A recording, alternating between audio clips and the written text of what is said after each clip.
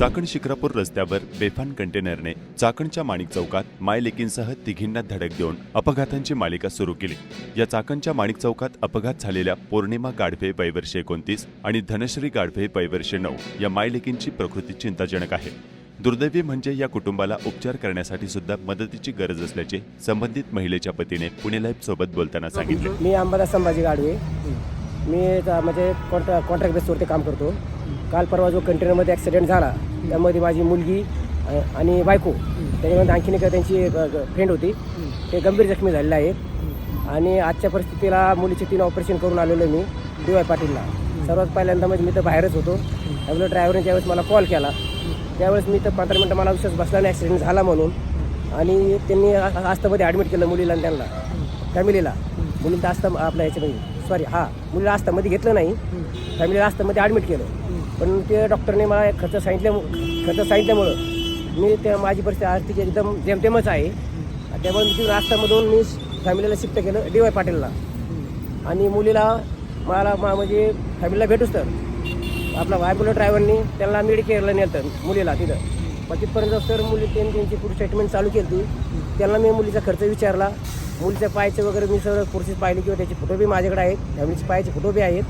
कारण मुलगी आणि काय झाले अपघातात कुठं लागले त्यांना, काय झालं अपघातात म्हणजे फॅमिली इथून खाली गेलेली आहे आणि मुलगी बी इथून खाली गेलेली आहे, म्हणजे पायापासून खाली पूर्ण गेलेली। त्याच्यावरून काय ट्रक गेलाय का काय झालं? म्हणजे आता मी तर जेमते मी जागेवर नव्हतो, आता ती तुम्हाला व्हिडिओ क्लिप वगैरे मी भेटणच तुम्हाला म्हणजे CCTV फुटेजमध्ये। कारण फॅमिलीची त्याला पूर्ण बाहेर आलेला आहे आणि हा पाय हा पूर्ण असा फिरलेला आहे आणि इथं बी पूर्ण फ्रॅक्चर आहे। म्हणजे डॉक्टरने सांगितलंय रात्री ऑपरेशन केलंय, ते म्हणजे 2 ते 4 दिवस पाहू, त्याच्यानंतर तर पायच काढावं लागणार आहे। आणि मुलीचा इथून खालचा भाग पूर्ण गेलेला आहे, त्यामुळे स्नायू असं नळवताना खाली दिसते पूर्ण, म्हणजे एक्सरे वगैरे माझ्याकडे टोटल आहे। माझी तर एकच विनंती आहे की स्थानिक आणि प्रशासनाकडून मला आर्थिक मदत भेटावी, जेणेकरून त्यांचे प्राण वाचतील। आणि आजच्या परिस्थितीला असं आहे की ती मुलगी आणि फॅमिली ते काहीच करू शकत नाही भविष्यातसुद्धा, कारण आज अशी एकदम कंडिशन माझी बेहतर झालेली आहे त्यांच्याकडे बघून। आणि DY पाटीलला मी आज परिस्थिती म्हणतोय तर मी रोज कोणाकोण पैसे घेऊन मी त्यांचं मेडिसिन आणतोय। मी रात्रीपासून त्यांचं मेडिसिनसुद्धा बंद केलं आणायचं, का की माझी परिस्थिती नाही आहे। मी त्यांना म्हणलो डॉक्टर मी काहीतरी अरेंज करतो, पण आता यांचे प्रयत्न थांबू नका।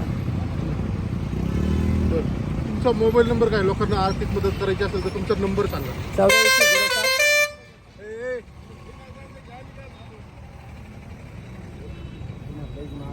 नंबर सांगा। माझा मोबाईल नंबर 840793424565।